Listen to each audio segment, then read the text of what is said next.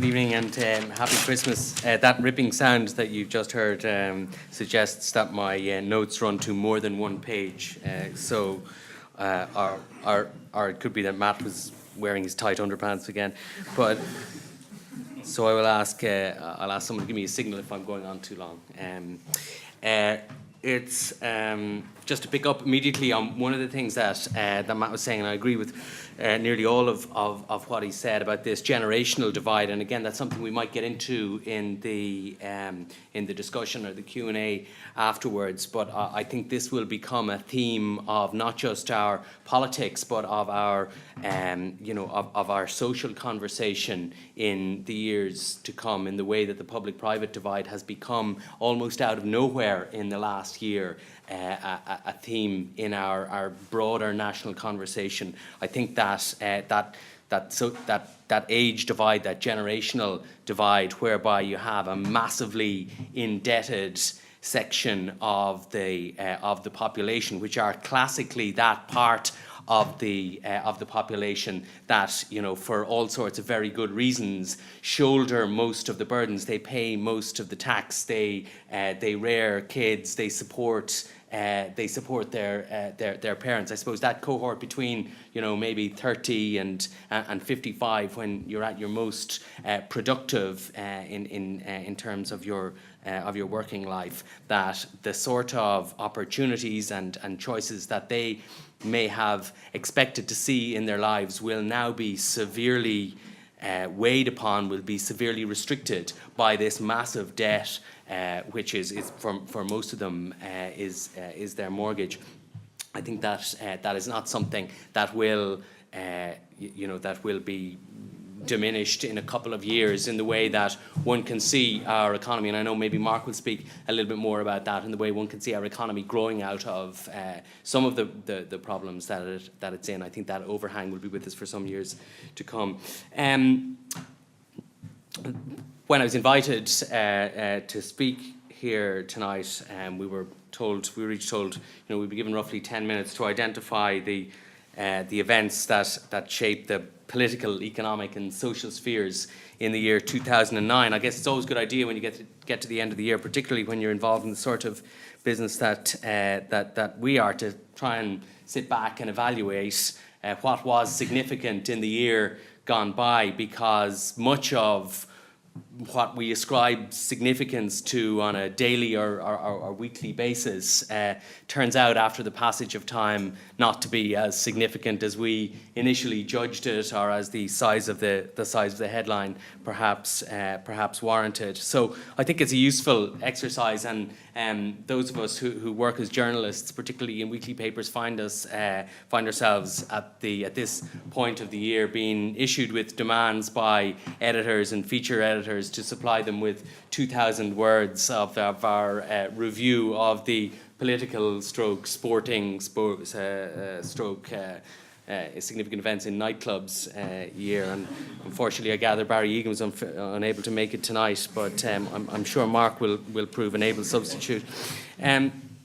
So it's a useful exercise, I think, for us at the end of the year to have a look through and see what was significant and what was just ephemeral in the course of the year. If there is something that I can speak about with any degree of authority, I suppose it's the politics of the year, and so I'll concentrate on that, on one principal event, or though more a process than an event, and that is the effect that this recession is having on our politics. And just as it is remaking, I think, the social and economic landscape of the country, the recession is completely remaking our political landscape. We have become somewhat blasé, I think, are somewhat accustomed to its effects. But really, what is happening to our politics has never happened in the history of the state, certainly within the last 70 years. I look back at some polling figures before I came out this evening, and our first poll, obviously, we even for nerds, we poll quite a lot in the Sunday Business Post, and our very important core market for us, sir.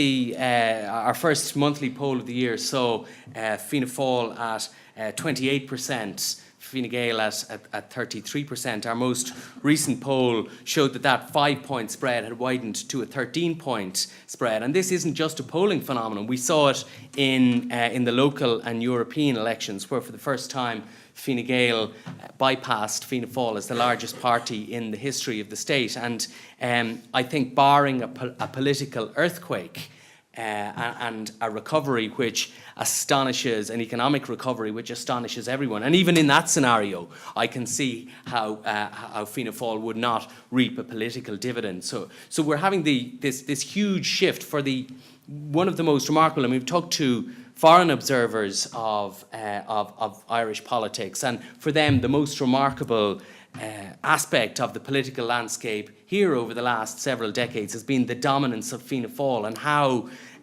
in more recent times, in the last 10 or 20 years, Fianna Fáil has avoided the decline that many of those type of parties in Europe experienced. But by God, are they seeing that decline now? And that is directly a result of, we know this anecdotally and through research, that is directly a result of the recession.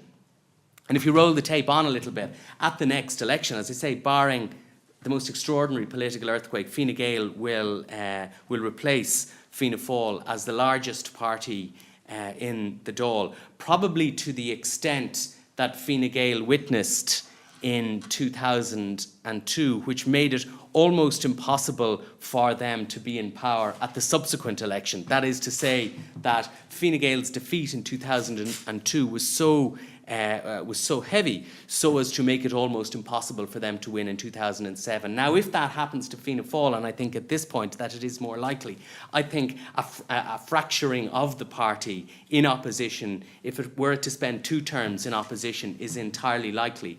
Fianna Fáil has always been a coalition, and the glue that held that coalition together was power and the pursuit of power, and and that determination to retain power once it had achieved it. That was the single strongest thread running through the leadership career of Bertie Ahern. When he took over the mantle of leadership in Fianna Fáil, the party had been at war with itself for at least 2 decades. And while this was tremendously entertaining for those of us looking in for the outside, it was utterly corrosive to the party itself. And Bertie Ahern rebuilt that party, but he did it on the promise of power, and once power was achieved, on his willingness to do anything, promise anything, do anything in government to retain that power. And when historians come to judge him, I think they will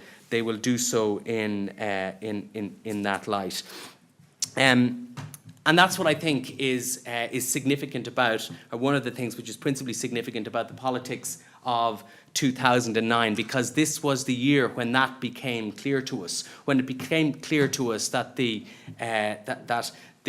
blip of late 2008, when Fine Gael for the first time overtook, to scenes of wild blue shirt ecstasy, overtook Fianna, if you can imagine such a thing, overtook Fianna Fáil in the polls. That is not a blip. That is a fundamental sea change in our politics, and I think it is only now that people in Fianna Fáil are beginning to realise that. And when Fianna Fáil spends time in opposition, spends a prolonged period, probably 2 terms, in opposition, and is deprived of the promise of power and the imminent promise of power, or the very real glue of power, as the glue, as I say, that keeps it together. I think you could see interesting happenings. I think you could see the fracturing of the party. I think it is even not too fanciful to foresee, not after the next election, but perhaps after the 2 elections down the line, to see a political landscape in which the more traditional and conservative elements in Fianna Fáil are in coalition with Fine Gael. So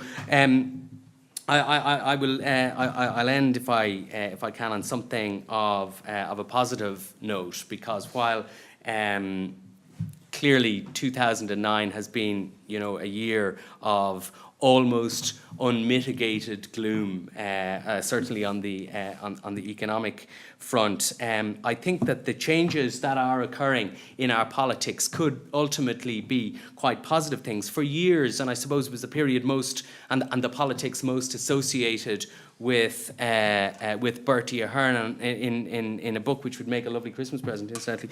I've dubbed it Showtime politics.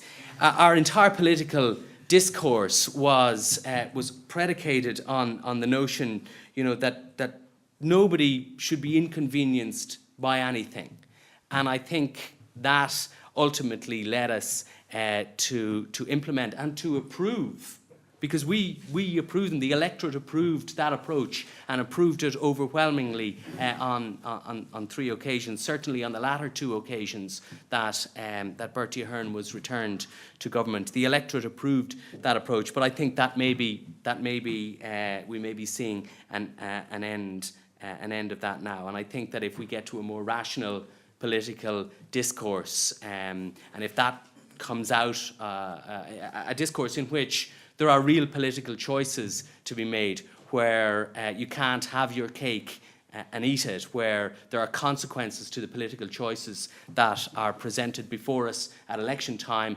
and consequences to the policy choices that a government makes, then I think the country would be a better place for it. So I look forward to our discussion, and thanks for your attention.